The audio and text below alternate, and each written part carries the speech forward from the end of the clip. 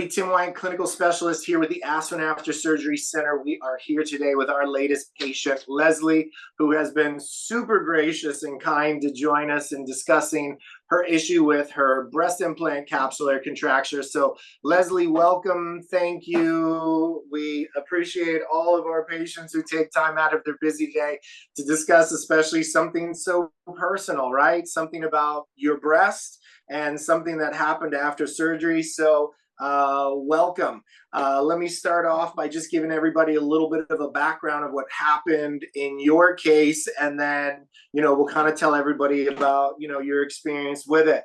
So, Leslie, your breast augmentation was in March of this year, 2023, right? Yes. Okay.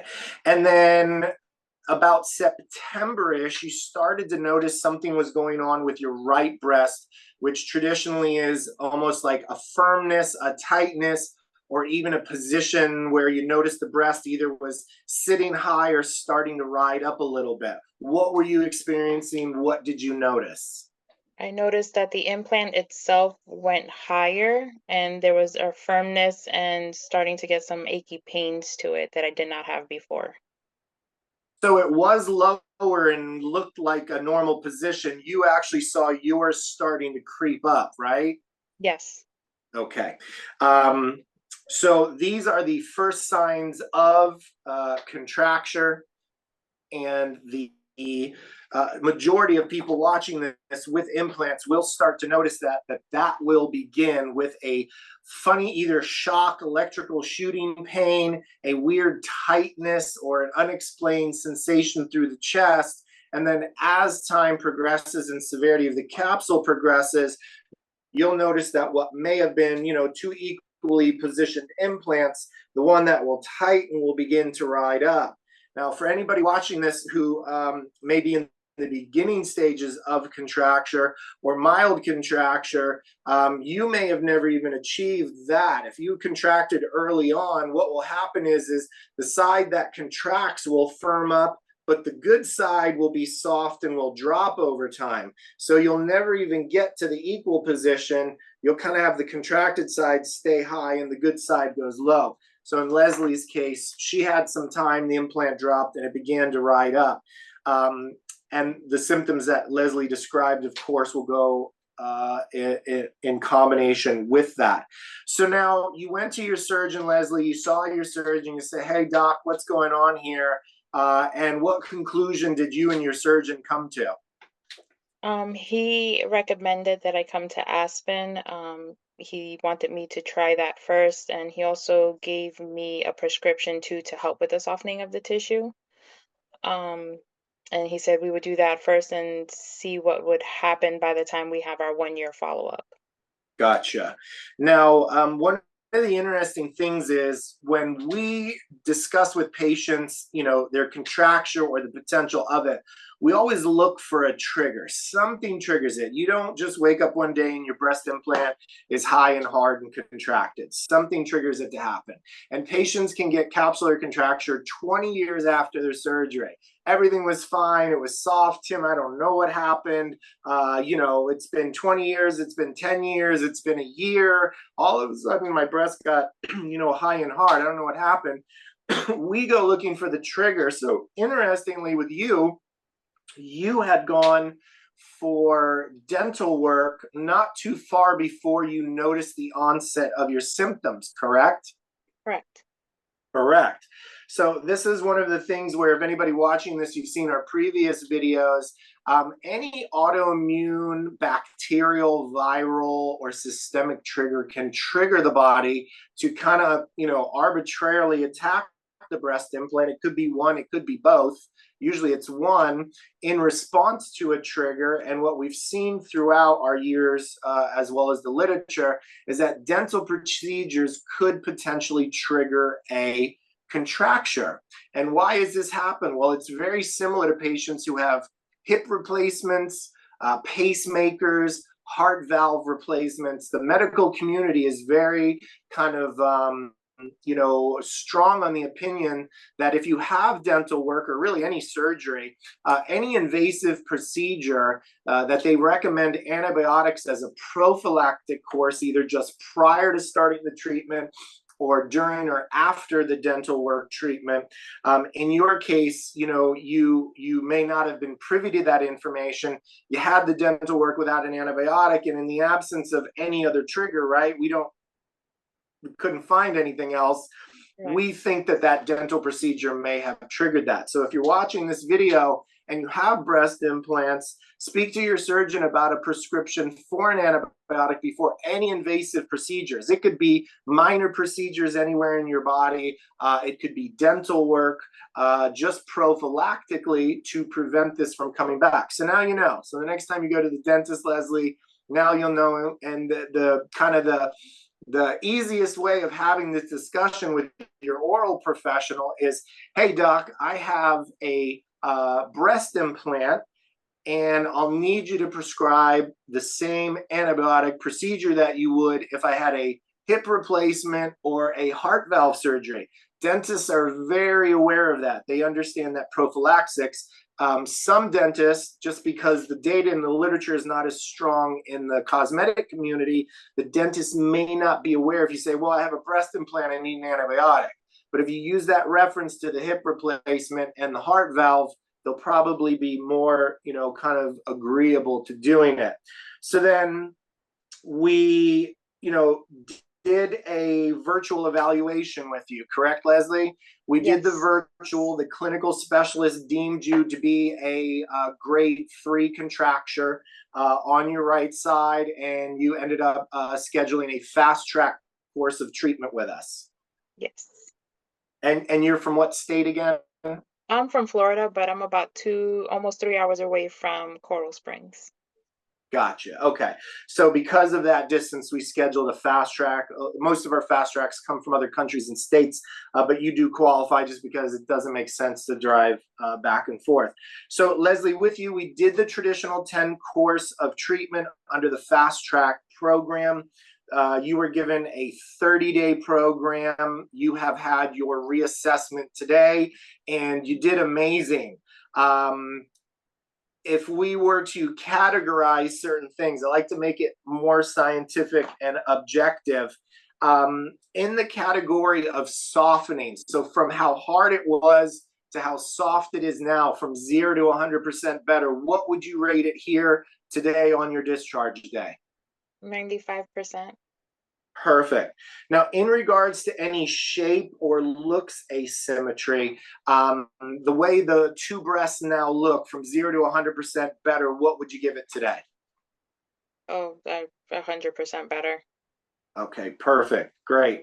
And were you able to resolve any of the discomfort or pain that you had prior to starting that? And if so, how would you grade the pain resolution from 0 to 100? 100%. Okay, fantastic. Any other things that you can report, about just receiving the therapy, the course of treatment, kind of just give any viewers an overall of, how the treatment went and what your kind of experience was? Well, I know that when from the virtual evaluation and from when I first went in person, the therapist was able to see that there was a possibility even with the other breast and decided to treat it. And sure enough, I mean, right there that very first day in the first treatment, we were able to see the difference right away on the other side as well. Good for you. What would you say was your improvement in just the first session, like 0 to 100% improvement? What improvement did you see, and how would you rate that improvement? Oh, I mean, even just the one side, we went up to like 50%. I mean, before I even left there, the one side was already at 100%. Wow, fantastic. Okay, great. Realistic expectation is we try and get anywhere between 10 to 20% improvement, even in the very first session, which progressively improves over time. So for you, that's a great number, especially on the first visit. Mm-hmm. Now, in regards to a home program, You were given things to do at home, certain massages, a compression garment that you had to wear. We kind of gave you a little instructional sheet of, what to do during the treatment and even for the 30-day period afterwards. Did you find it pretty simple to follow? Was it pretty easy with the instruction of the therapist? It was simple, it was easy. I just needed to make sure I, for myself and my lifestyle, gave myself time to do some of the things. It is a commitment. So Mhm. it is something that we tell everybody is kind of like, going to a gym or creating your own personal, fitness or even financial goals. You have to kind of allot time and make it a priority, because the ultimate is it is a short-term commitment for a long-term solution, right? So you had to take a 5-day week out of your busy life. You had to create travel arrangements, and then you had to do your own program on your own for 30 days. So the commitment was really, a week of your time, 30 days of your life, but now you get to sustain your result and statistically be able to maintain that result for the rest of your life. So that's kind of one of the other big questions that patients ask us is, Tim, once we get the treatment, when do I need another treatment, or how many treatments do I need over my lifetime, or will the result maintain? And the answer is yes, you should be able to maintain that result for life. The only reason why you would see a change is if there was a systemic trigger. So something happens a year from today, 10 years from today, that triggers it. So for you, your example being dental procedures. For other patients, it could be trauma to the breast. It could be severe infections, colds, flus. Another common trigger for capsular contracture is pregnancy and breastfeeding. So these are all things that we review with our patients just as a FYI, and how to prevent a new capsule from coming back. So your results should sustain. If in the rare event something happens, Leslie, in the future, you always have the option of touch-up treatments. If this ever happens again, call us. There's no charge. We'll do a consult with you, take a look at you. If we think it's a capsule, jump on it right away and knock it out. Some patients become concerned. There's nothing wrong with them at all. We can do a photo analysis. We can do tests through our virtual. They just want a little comfort of knowing that everything's okay. So we can always have that as an option. But you should be okay. So now here today, Leslie, congratulations. You are officially a Aspen After Surgery graduate. I'm so happy you did so well with the treatment. For patients that are watching this, whether you're in Florida or anywhere in the world, just like Leslie did, let's do a virtual evaluation. Call us on the number below or hit our link for the virtual evaluation. We can do the virtual with you to basically give you a second set of eyes and ears, another clinical expert on exactly what's going on, because we may have a different opinion than your surgeon. We may have a different opinion that gives you the option of a non-surgical option versus a surgeon who typically will prescribe, surgery. So, Leslie, you had a proactive surgeon, who was familiar with our program. If your surgeon would have told you, hey, Leslie, we got to do surgery. We got to take the implant out. We got to do this procedure. There's going to be downtime. And more importantly, this type of surgery, and again, with all full respect to our surgeon community, unfortunately has a very high rate of reoccurrence. So knowing that you could potentially pay for another surgery, the cost of that surgery, and have this contracture come back, would you have chosen surgery, or would you have chosen a lesser expensive non-surgical Aspen first? Non-surgical. Aspen Most, first. I was most hopeful. patients do. Mhm. Yes, most patients do. So, well, hey, Leslie, thanks again for being a part of this. We really appreciate you coming on here and talking about your particular case. If anybody were to maybe want to, speak to you as a reference, could we share maybe your email in case they want to know, hey, I think Leslie is a paid influencer, and I know she's a professional actress. She's what we call a capsule crisis actor.